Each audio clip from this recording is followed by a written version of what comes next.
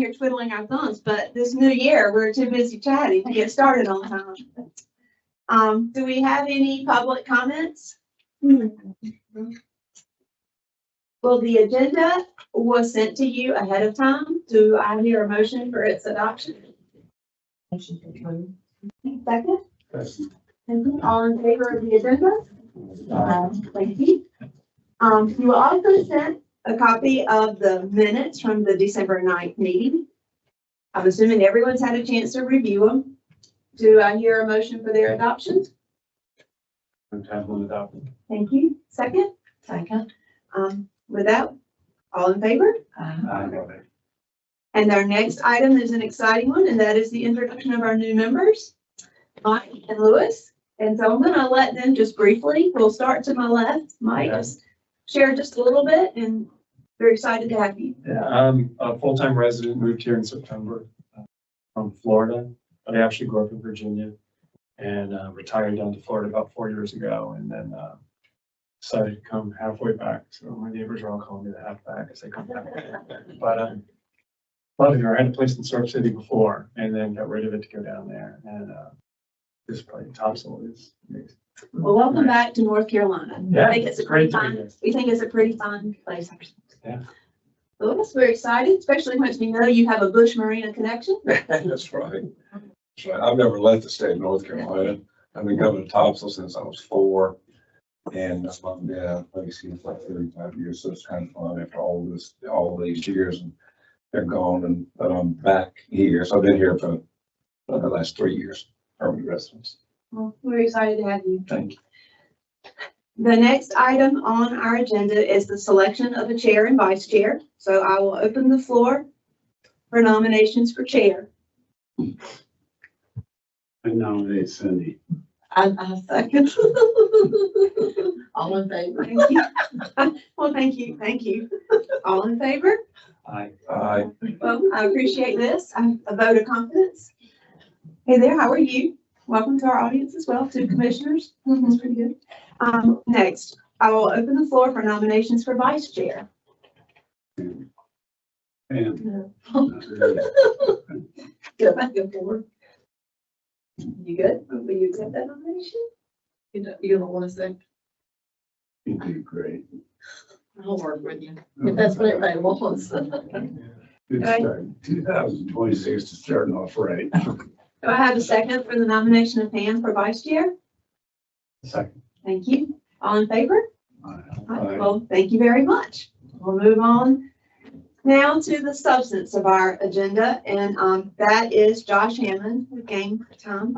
Before he speaks, I just want to briefly bring our new members up to where we are with this agenda item. It's sort of hard. We're jumping in. You're coming in sort of in the middle, but I did want to give you a little bit of an update on that. We've already commented on the fact that our master plan is on the website and it's over 500 pages long. It was about 2 years in the making. It was adopted by the town commissioners in December of 24. And why do we even go about trying to get a master plan? One, to help us with planning, to get to civics, citizen input. But the main thing we learned when we first started meeting is that you get nowhere. You don't get to go past go if you're looking for grant money unless you have a current master plan. So it was a very necessary step for us moving forward with anything we wanted to do. One of the recommendations in that report was the replacement of the playground equipment and an express need for a piece of equipment for 2 to 5 year olds. Our current piece of equipment is a 5 to 12-year-old piece of equipment. We started looking at it. We've had inspections annually. We've had repairs. We've worked with the corrosion control. We learned that the maintenance, typical useful life of a piece of playground equipment is 8 to 15 years. The beach environment shortens that life. So typically, if you have salt water, salt air, moisture, sun exposure, wind, sand, you're going to be at the shorter end of that useful life. And those multiple inspection reports that we have at least once a year have borne that out. So then we began to call on some experts, and that's where Josh comes in. We had a couple of conversations offline with him, so to speak, but this is his first time coming. We're excited because he's actually a visitor to this beach. He came with his family this summer before we ever contacted him about the playground equipment, had been on the playground. He's actually the company, I don't know if he's a salesperson, but the company that worked with us in 2014. So our playground equipment is going on 11 years old. So we're already getting to the end of the useful life, even if we were on the long end of it. So, Josh, at the last meeting too, I'll just bring him up at our last meeting, the board felt that $200,000 would be a number we could realistically work with. And so what we did was we went to Josh and we've asked him to come before us today to tell us what we could expect within that price range, and just to answer questions we have, to talk to us about our current equipment and the life of the new, just wide open before we go to the commissioners. So Josh, without further ado, Well, thank you. I appreciate you having me. Just a little background. I'm Josh Hammond. I work with a company called Cunningham Recreation. We're the sales agency for Game Time playground equipment.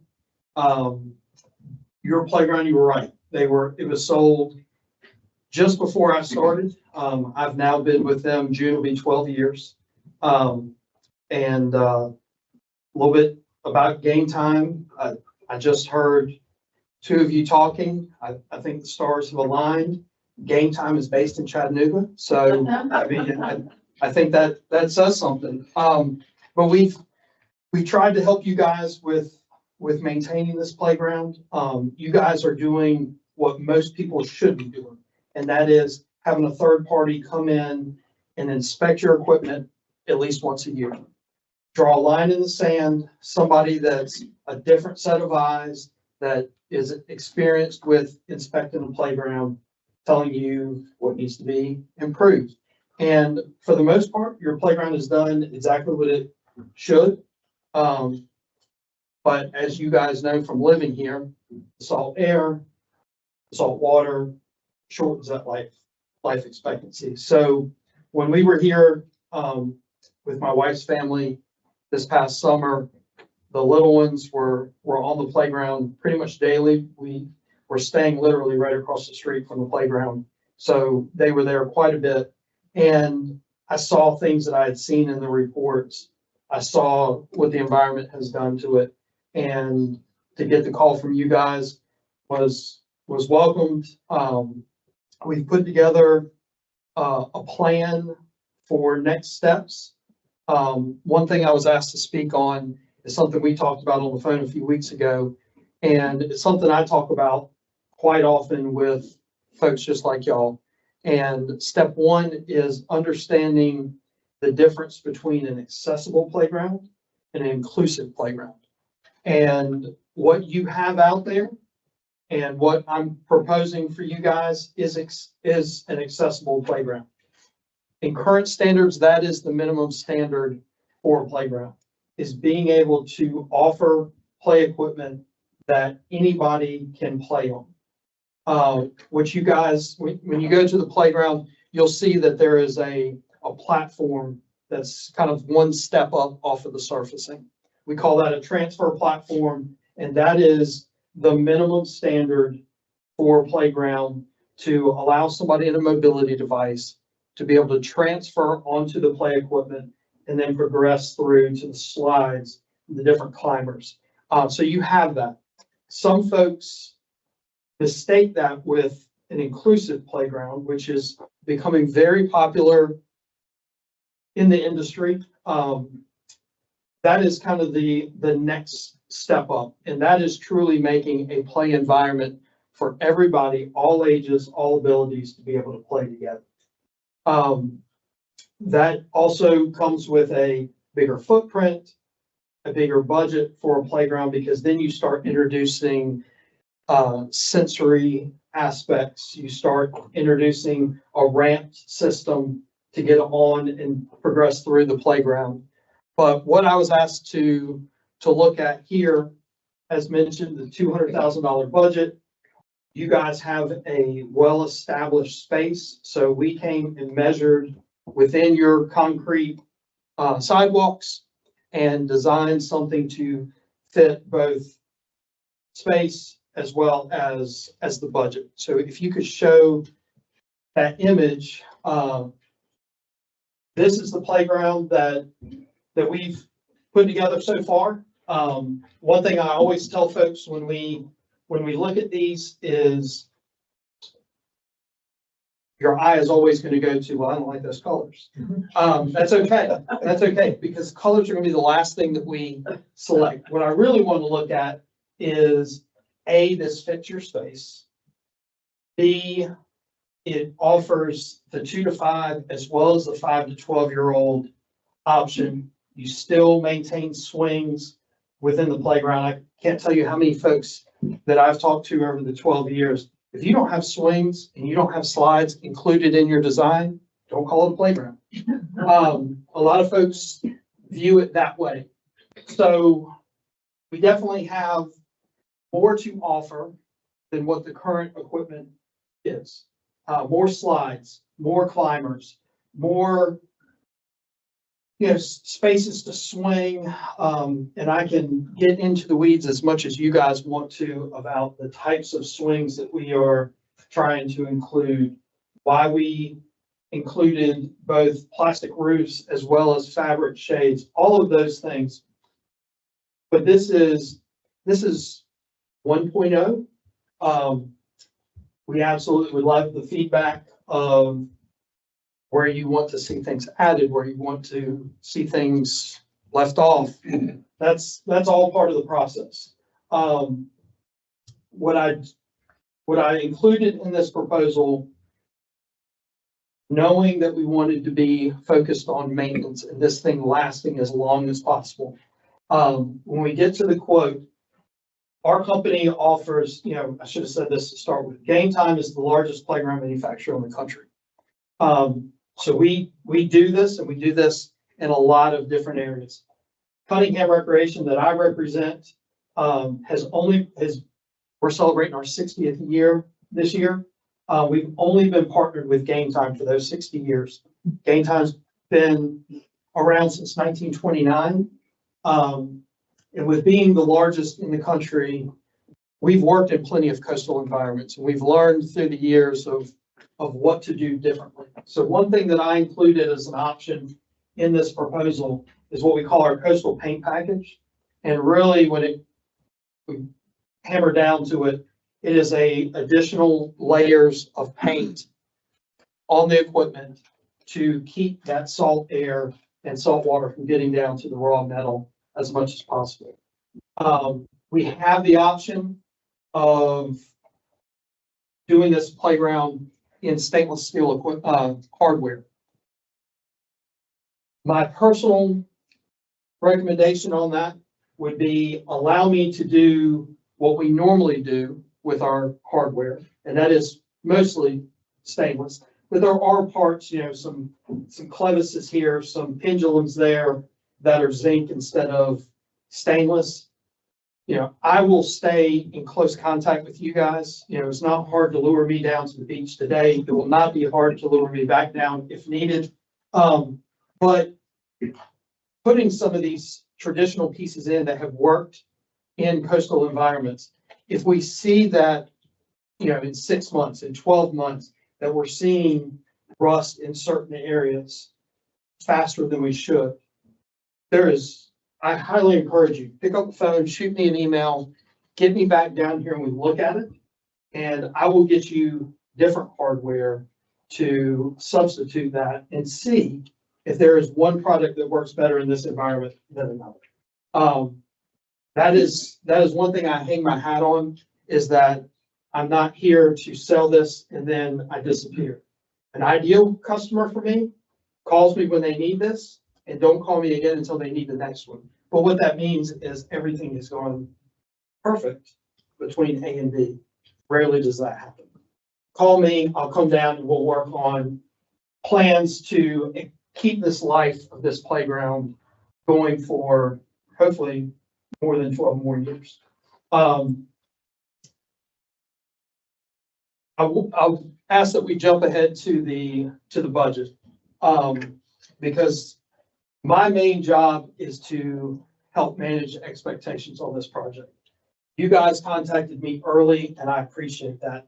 One of the most important things is advising you guys on what to buy and when to buy. You'll see here, this is the main 5 to 12 structure that's highlighted here. And as we get to the bottom of the quote, you will see that I kind of put everything into this quote and we're over the $200,000 mark. But the reason that we are, so I included $30,000 worth of discounts off of the 252. Once all the other freight, tax, et cetera, is included, we're showing 238. Well, that's higher than you guys told me to shoot for. And the reason being is on both structures where I will advise you when to buy. We started this conversation. Connie learned of our end of year grant, which enables me to discount your equipment by 50%. So when we look at the two structures, the first one was 88,000 and the second I have here in my pen is 33. So I included the baseline discount that I can do through the grant. Well, I've already talked with the folks here that through these grants, if the equipment is paid for at the time of award, I can discount it to 50%. So in those two line items alone, I'm able to discount an additional $32,000. And now we're at we're at 206 for the total for this project. Other things that are included in here, you'll see about halfway up on the page, that coastal paint package. You know, it is quite a bit more paint that goes into this, so that it's a $20,000 line item. I can provide you guys with more information on what's included in that, and you guys can talk, ask me questions of it, and determine if that is something that you truly want included in there, or if you want a standard paint package, which is obviously just less layers of paint. And then on your own, a couple of years down the road, if you wanted to, having a local company come in and apply a industrial paint to it to help seal it. There's different options. The point I'm getting at with this, please don't look at this as set in stone. This is, again, 1.0 to get us started and to look at all the options and back and forth to decide what you guys would like. Anyone have any questions right now for Josh? Is there a warranty on the work itself or the paint? Is there a period of time where you will come back and fix it if it rusts out in There is. months? There is. Unfortunately, in this industry, every little piece has its own warranty. I can provide that to you guys. Labor is a 1-year warranty. An easy rule of thumb is your moving pieces are usually a 1-year warranty. The bones of the playground are going to have a lifetime warranty on them. Your decks, your posts, the true bones of the playground are going to have that lifetime warranty. But I can provide you guys with the other details. And the original paint, is that there's nothing on that? There is, I do not know off the top of my head. Okay. In 12 years, I can think of one instance where we've had a paint issue, and that was an issue where there was damage between the factory and it going in the ground, and it's powder coated paint, and it had gotten nicked, and therefore the corrosion got in underneath it, and it wasn't caught until later. And was that the coastal paint package or was it the? In that instance, it was the standard paint package. Mhm. In my time, so my territory is Greensboro to the coast. So I have the eastern half of the state. So I get all the coastal groups. I've done the coastal paint package just 2 times, have not had any problem with it. I can provide you guys with a list of playgrounds that are close by where you can go and see some new, some older, where you can see how it Package. lasts. You guys actually have the benefit of having the playground right here to see, you know, your connection points is where you see the rust on yours. But you can kind of get a feel for playground as a whole, how does it hold up? And approximately, what would the difference be if it wasn't the coastal paint package? It would less the 2657. So just take that totally out. Correct. That is an addition to the standard height. Yes. It's not in place of. Okay. We've talked about this a little bit, but in your experience, is there any value to the current equipment? As in, are there buyers for used playground equipment and or just the metal? Is there any value at all in what we have? You probably could get some money if you were to take it out of the ground and take it to a scrap metal, you know, just the scrap metal cost. I can't help you in terms of, I couldn't pull it out of the ground and help sell it to somebody else. If you were to call me and say, hey, we have a new piece of property where we're going to establish a new park, we want you to pull that out of the ground and put it there. I can do that. Knowing what you have here, I probably wouldn't advise that. Okay, we were just curious about any sort of options related to that. Where I've seen it done the most is there are online portals where municipalities, the military bases is where I see it the most, where they will take pictures, put it online and offer it for sale. In those situations, the one thing I will advise is you put everything on the buyer. They have to come to your site. They have to remove it. They have to haul it away, reassemble it. You keep your hands out of it. You could explore that. I couldn't advise you on even what to ask, what price to put on that. Okay. And for those of you who haven't seen it yet, I can resend out the inspection report, the last inspection report we have on the playground equipment. It's a very detailed report, shows pictures, so you can kind of get a better idea of what shape the equipment is in currently. And I will say it looks great from the road.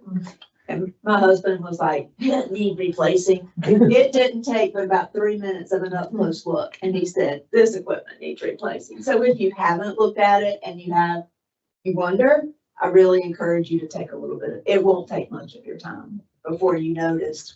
And that is with good maintenance. I mean, our staff has done a great job, in my opinion, of maintaining it. It's now going on 11, 12 years old. And that's the age where folks bring me in, you know, a slide breaks, something gets bent, where they start to look at, all right, I'm going to spend several $1,000s to replace this slide. But you kind of are at that point where you're going to start seeing that more often. And how many $4,000 or $5,000 replacement parts do you put in before you say enough is enough? We need to start over. I had a question. If we just said, hey, look, we'd like you to stick more of that number that you had originally talked about, right? And so if you got rid of the paint, you know, that particular one, is there anything else in the quote would be the first thing you would say, we can take that out? Is there anything in that quote that reduces it besides the paint? Michelle, can you go back to the rendering?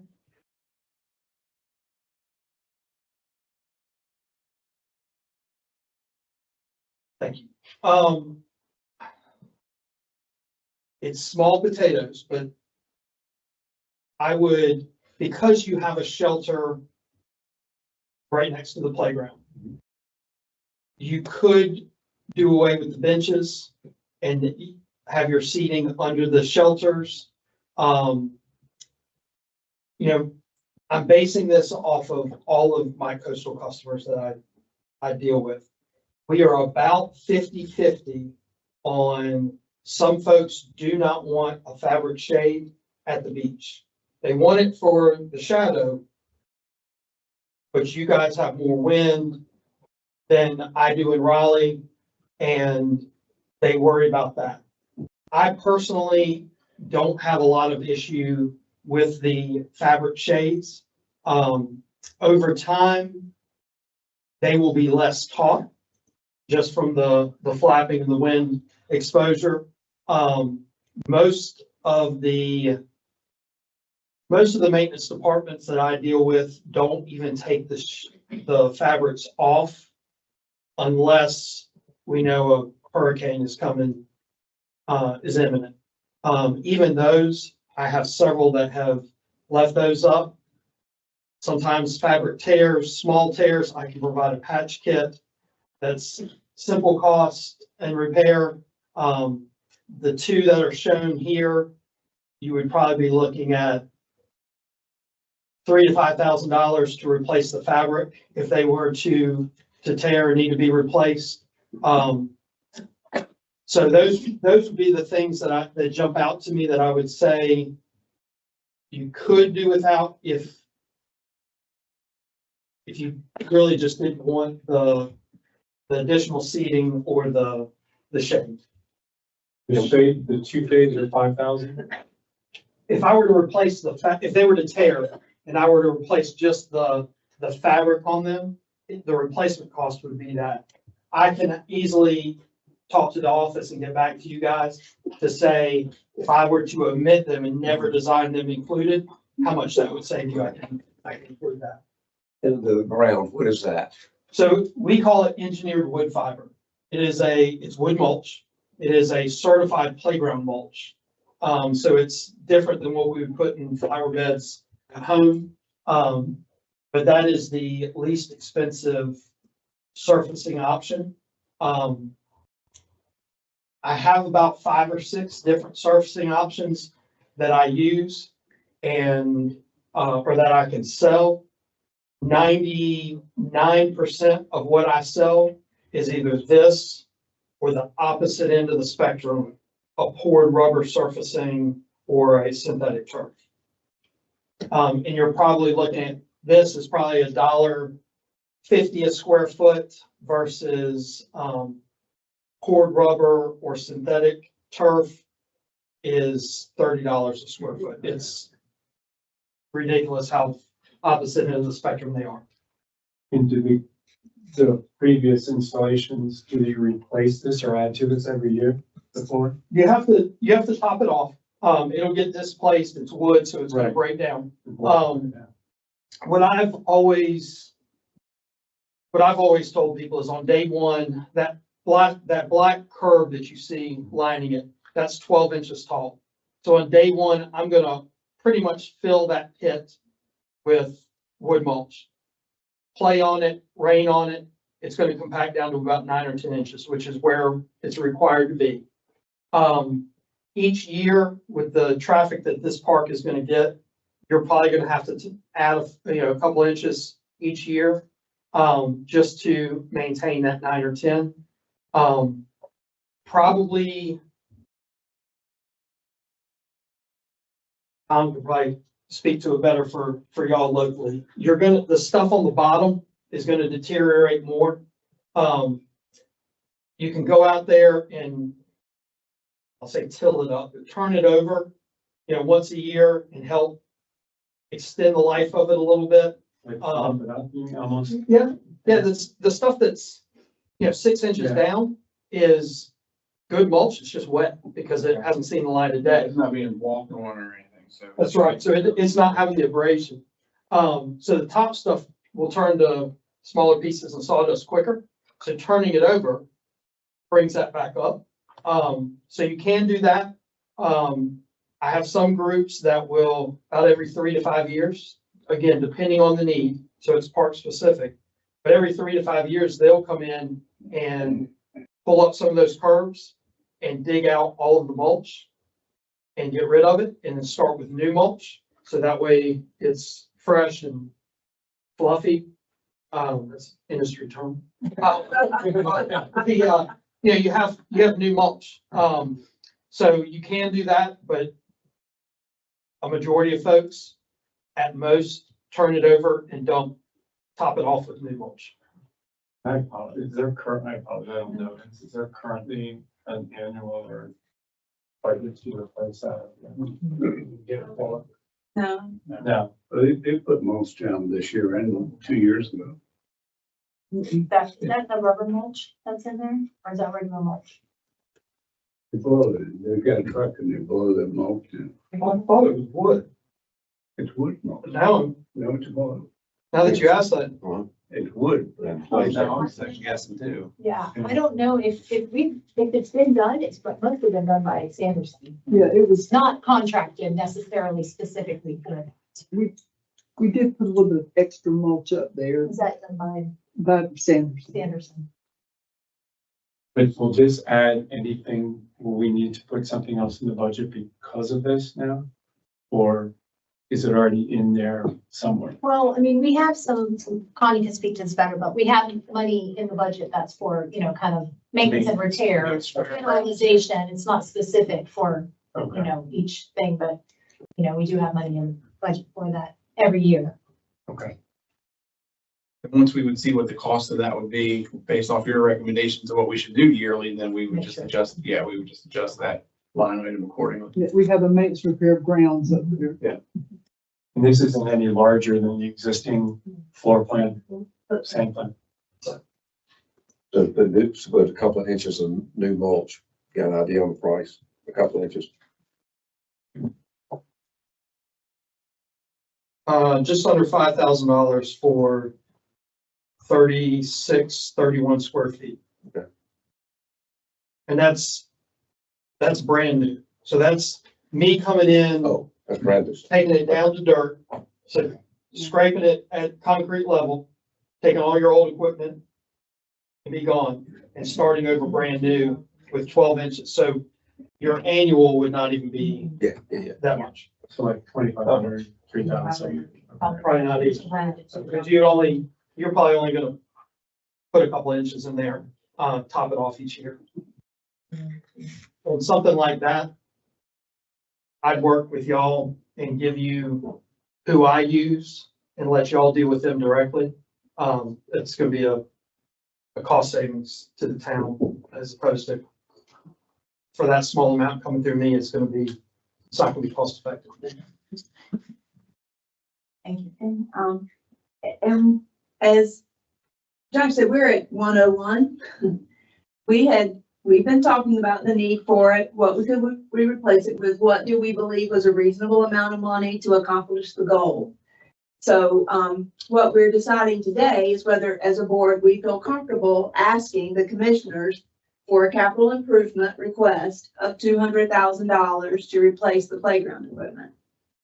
That's ground one. If they don't approve it, we're back at the starting. If they approve it, then we have been discussing how can we supplement any appropriation we might be allocated.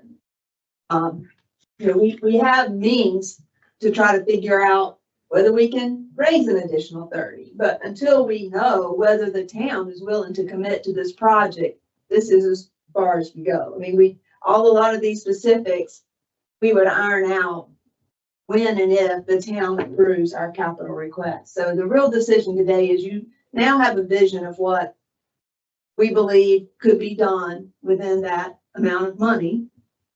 And the decision we have today is whether we would like to move forward by asking for that at the budget meetings, which begin imminently. And we would need to know when asking them, we would also need to tell them what additional expenses this might incur for the next couple of years also.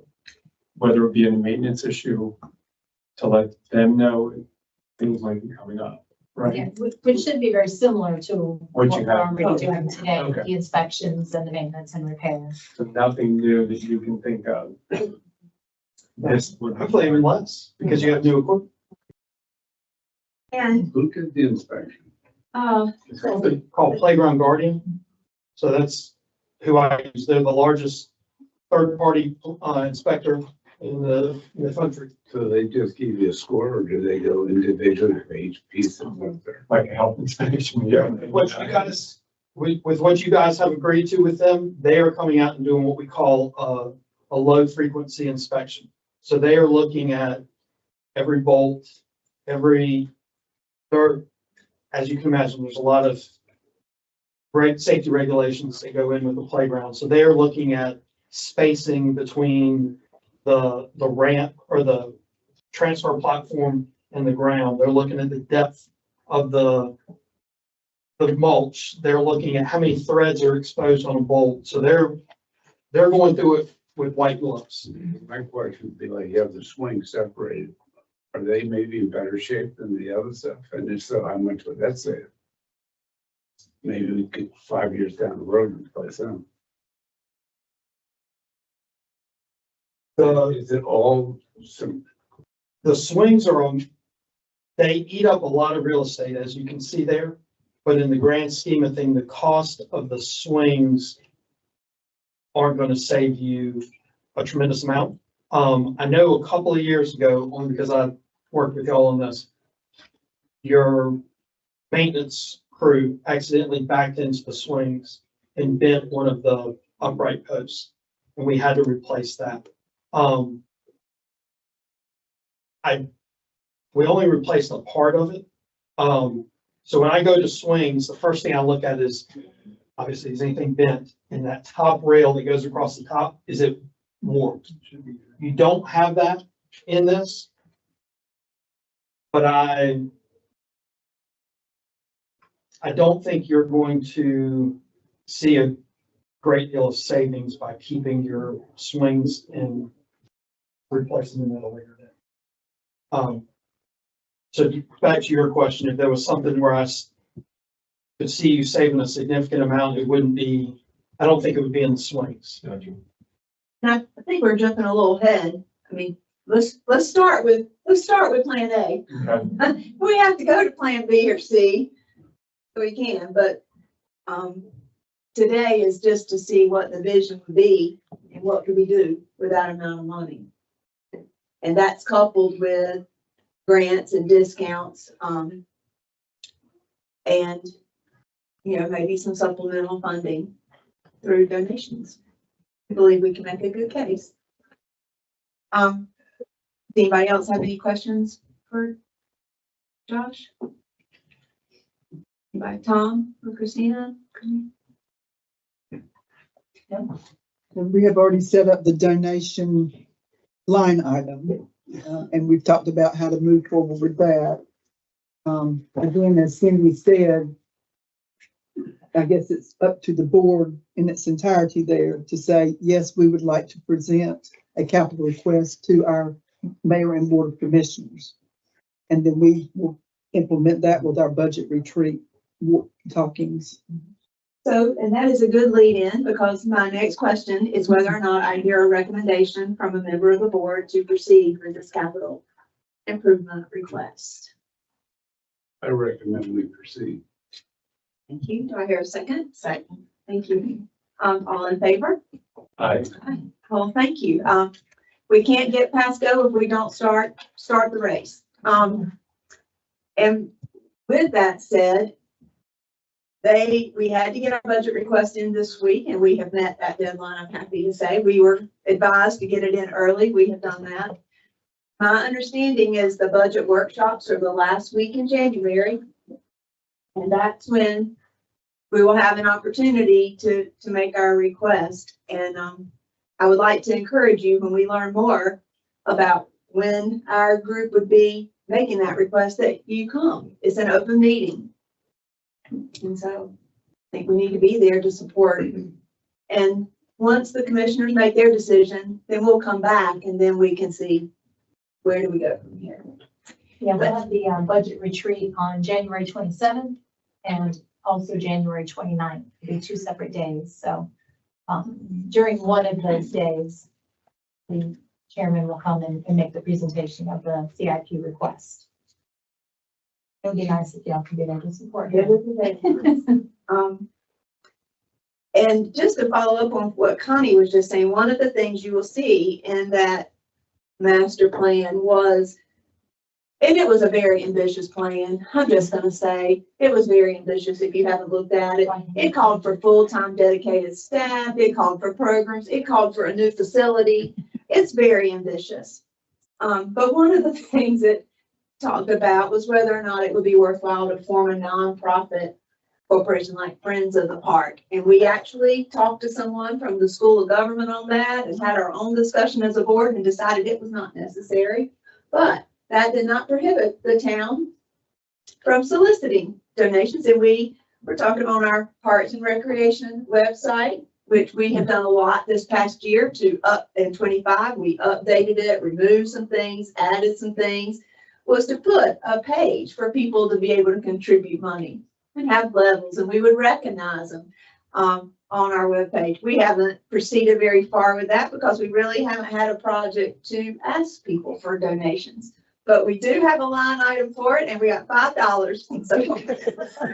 So, and we're not sure the person knew that they were giving it to us, but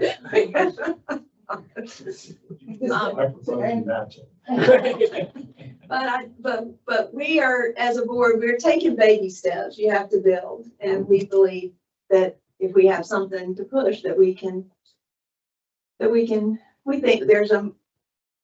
there's a way to raise the extra if we can't get it all. Yeah, and part of the idea, the thinking is at the town, Topsail Sound concert series this summer. We could have a QR code that's there, that if people want to donate to Parks and Recreation Fund, they could do so while being there. Of course, then we could let them know that, they can also come to town hall, bring a fund, whatever they want to do. We're happy to accept it. But really getting that out. So I think if people are there and they're enjoying the park and they see the park, I think there's a more opportunity to, and they can kind of donate while they're sitting right there. Yeah. I think there's a big opportunity there for that. One of the things, and I've worked in government my whole life, but I did not realize how slow the wheels turn. Even having worked in government for over 34 years, and I realized how slow the wheels turn. So you realize we're now in January of 26. We won't know for sure until May or June whether there's any money in the budget for this. I think we'll have an idea by the spring. We'll either have a hard no, we probably know that quicker than we would. But when we actually had a presentation from someone with part of the grant process, you cannot even, the first thing you need is a master plan. The second thing you need is a vision. And the third thing you have to have before you can get anywhere is to know how much your town is going to put up. You can't even get in the grant process without knowing that your local entity is going to give you X. It has to be known, not guessed, not hoped for, but known. Grants start taking place in the spring. Well, we're already too late. You have to have your grant request in by March for something like part of it. So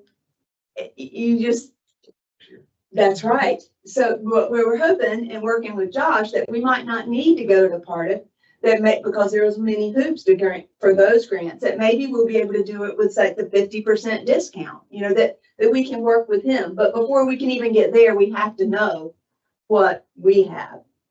And so as you can see, even though we're talking about this today, we'll be lucky if this is done in a year.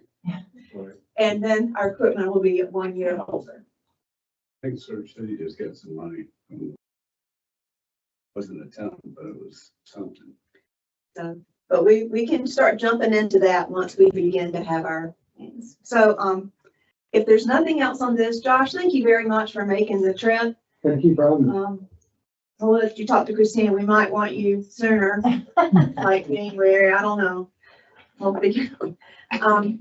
But now we're going to move to Tom for an update on our town projects. Just to back up a little bit, lead in this, as we went through our master plan, basically the Parks and Recs for our group, it's not for our town. We don't have, teams for Little League and things such as that. We have your beach accesses, your sound side accesses. You have town center, which has your playground, your basketball courts, your pickleball courts, the open space, Bush Marina, and maybe the multi-use path. I mean, these are the things that we feel like make up the building blocks of our parks and rec right now. And we began to focus on the beach accesses. We did an inventory and we started getting into this habit with Tom because we realized his public works department is very closely aligned with what I just mentioned to you. The town center, the accesses, the multi-use paths. And we've worked with him on many things when it comes to the beach accesses. The rinse-off stations, we dealt with those. He worked with us to create shut-off valves, install some new ones. Every meeting we had updates on the water usage. I mean, so he is an integral part of our parks and recreation area. And he gives us updates and we are very appreciative. Thank you. I thought it'd be beneficial for the new board members and also just, for the old board members, just to kind of recap last year. I felt like this board really took shape last year and got involved in, what we were doing. So just as a refresher, here's kind of, some of the bigger projects we accomplished and touch on some of what we're going to do moving forward. As you mentioned, we paved the bike path from Smith to Crocker. That continued the previous year's work that went from Trout to Smith. And there was another section near the town center from Pearson that was, it was the last part of that section that wasn't completed. So we had that repaved. So then that kind of tied that all together. So there was no money budgeted this year. It was a tough year for the budget. Cuts had to be made. That was one of the things we decided to cut was putting a pause on repaving some of the bike path. We're hoping to put some money in there this year. Just start that program back up. At the town center, all this work was completed by staff here at the town center. Bathrooms were painted. The basketball and pickleball courts were refurbished and repainted. The long white wall and pillar was pressure washed, repainted, and some new landscaping was added. We took all that there was a bunch of dead bushes and some old stuff there. It was long overdue. We had the one bush we said we were going to try to save, the good. And once we started pulling it out, there was no good. So all that was removed and so we repainted that. We also dug a permanent trench and put a conduit in the ground for our Christmas tree. They used to dig that every year to run that power line. I don't know why, but so we dug a permanent trench and put like a electric box in so we can house, where that plugs in. So with that tearing up the yard, we kind of resodded part of that section, which that's actually holding up pretty well. We will also be replacing the rinsing station there at the town center before the season starts. It's on the list to do. Feel like we got a little bit of time before we need to do that. Another program we started was banners. We have 3 locations where we started hanging informational banners. Access 1A at the town center, and then also the South End parking lot. This first year we did the Concerts in the Park series banners. Ottawa Topsail purchased banners for us to put up. Christmas parade, and then we also have a general, which are up now. You've probably seen them. Just welcome to Topsail with the town logo and that sort of thing on. So we're open to suggestions on those in the future. We'll probably tweak that a little bit. At the Bush Marina, work was done on the boat slips this year, and sections of the dock were redecked. We are scheduling for 5 of the 17 pillars to be replaced here probably about a month or so, with the goal is to keep going every year and replacing a handful of them until they're all completely new. The sign at the marina was mentioned before about the condition of that, the big sign on the road. So that sign and the shopping sign near the town line, those are both going out this Friday for refurbishment. So they'll be in conjunction with the ones we did last year. All the town signs will have been refurbished within the past 2 years. We are also regrading and putting new stone down at the parking lot next week. So we'll have 2 days at the marina where this is the best time of year to do it. Traffic's kind of low. We're not going to close it off completely, but it's going to be a little congested. Next, we'll talk about the beach accesses. There was extensive work done there. The oceanside steps on number 2, number 2A, and number 5 were recently rebuilt. A full rebuild of number 12 took place, and we're about 75% complete on a full rebuild of number 11. We got halfway through that number 11 project and realized we could make that a handicap accessible access crossover. So we're waiting on the final permitting from CAMA and some other red tape we gotta cross off the list, and then we can continue to ramp on the backside, and that will be an ADA. Well, once we did parking and everything, it'll be a accessible lot. New rinsing stations were added at number 11 and number 14. We also replaced the one at number 9. These rinsing stations were in-house designs that we come up with. It was a lot cheaper than buying them. I think they worked really well with the automatic shutoffs and everything. And once we get back into the season, I'll provide the numbers again of the usage. They're off right now for the winter, so that's why you're not getting those updates. We made the decision to leave the beach access flags up year round. I think that's positive feedback, all around for that, because they used to come down in the off season. Probably have to replace one more set than we normally did, but I think it's well worth it. And then you also moved so that we have some on the beach side, Tom? The flags aren't, But we so- really haven't yet. which leads into my next thing. We're working on moving the rest of, so we started moving some of the signposts were on the accesses themselves and not on the ocean side. So we started moving those last year, time permitting. We're gonna keep on going with that and move the rest of them to on the ocean side dunes. So the access is accessible from the ocean. In-house, we did S2. We replaced a bunch of the wood down there on the sound side access. In conjunction with the marina parking lot, the south end parking lot, we're gonna be closing that for 2 days at the end of next week. Same thing, regrading, putting new stone down. And then the last thing is, during Surf City's dredging project, where the dredges got loose and damaged the seawall at Drum, that was replaced. And in conjunction with that, we also repaved that little section of Drum Avenue on the sound side. That's kind of 2025 in a nutshell. You guys have any questions or? Well, we have to replace those flags twice a year. Typically it was twice a year. Now we're probably looking at 3 times a year, You just know because what- we're keeping them up year. You know what a set of those costs? I don't off the top of my head. It's what, $4,000 or something? A little less than that. It's about 4,000 when you throw the rip current flags in with it, but just the access flags is cheaper than that. Have you ever thought about putting aluminum sides up? The problem I've got with a flag like that, I was a lifeguard, when there's no wind, Yeah. it hangs, you don't see a number. Yeah. And most people, they get lost trying to find the way back off the beach, but the beauty of that, a hurricane's only gonna take them down. Yeah. And they're cheaper to start with. Also, Rochelle has helped us tremendously with the Parks and Recreation page on the town's website. We've tried to move information there that's relevant to Parks and Rec, such as information about our access points.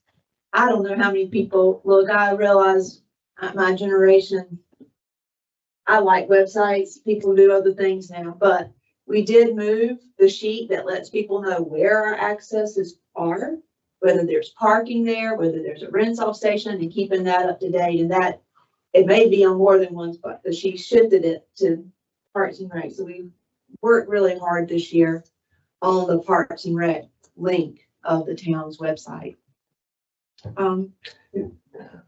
Is there a map of that perhaps we get printed and leave at the marina? Because there are a lot of people asking about that. We're gonna put this we're gonna do this. And it'd be nice to be able to hand them something. For an actual map, Yeah, we could probably work on I mean, I don't that. We have an online map. yeah. But, Just digital, but we can, Because instead of probably. yeah, Well, sure. right. Sure, we can work on that. But a lot of people don't know about the accesses, especially sound. Mhm. And another question is, like we have regular inspections of the playground, but do we have regular inspections of the walkovers, of all the, Yeah, staff does that in-house, and then the full rebuilds, we contract that out just for time. But the minor repairs and, kind of the daily stuff, literally, we walk all the accesses at least twice a week.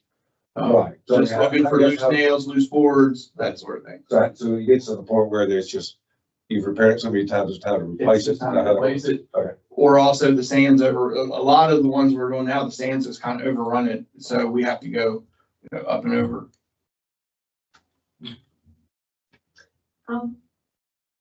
Any questions, more questions for Tom, for anyone? One thing I wanted to mention is, last year you guys had your line item.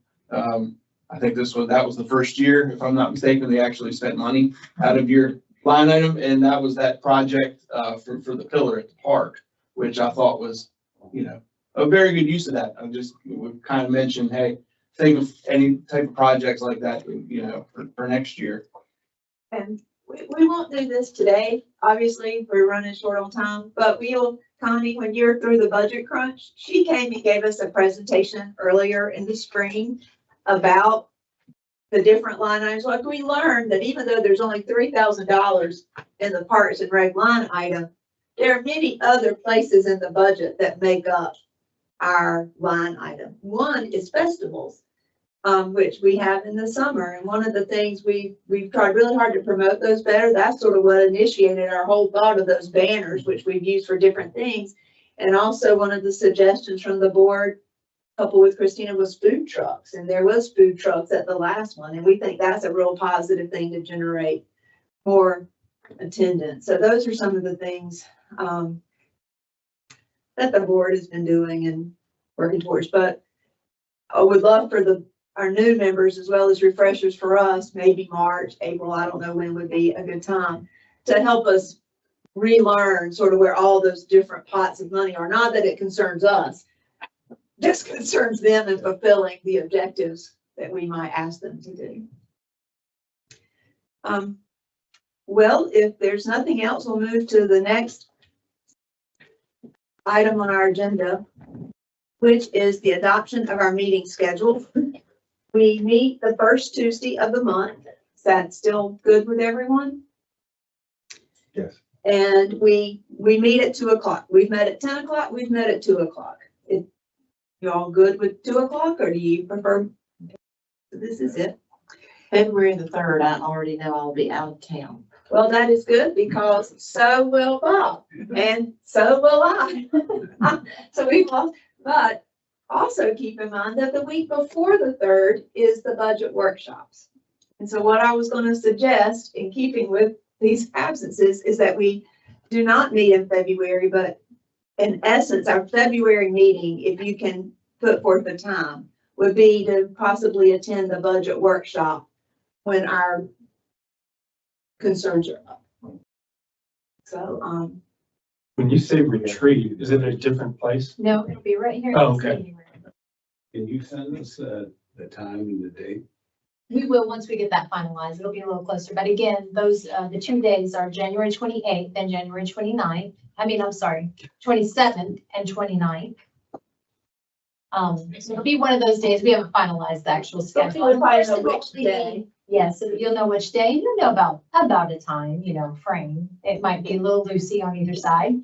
But, and again, should only take, maybe 30 minutes. It wouldn't be a large portion of that retreat. So we're going to confirm our next meeting date, which will be March the 3rd. Okay. Does anyone on staff have any comments to add for the good of the board? No, but I'm just working on getting the band secured for the Topsail sound series, so I'm excited about that. That's hard work, having to listen to bands. But I'm excited. If anybody has any suggestions on food trucks that they've seen around, and certainly feel free to send that to me. I'll be trying to get those secured up for the 4 events as well. We did have, this don't really have anything to do with the new budget, but when we started the town center many years ago, and we were all but in war with the town, some was for, some was against. It was a real fun time. But anyway, we did have very good results when we figured out where we were at with money and stuff, and we found out, oh, well, we can't have a flagpole, we don't have any money, we can't do this, we don't have any benches or whatever. And when we put up the donation sheet and got people the word and stuff, everyone was very, very great about doing that. For our townspeople did that for us, for the town. And it was just, it was a very, in all, it was a very nice experience. We have a beautiful town center, I think, and very proud of what has been done up there, that the town has done, and the townspeople have helped us do it. Does anyone on the board have any final comments they'd wish to share? Well, with that, do I hear a motion that we adjourn? You hear what? So moved. Thank you. I'll see you all hopefully the last of January on either your Thursday and then again in March. And if anyone has any item they would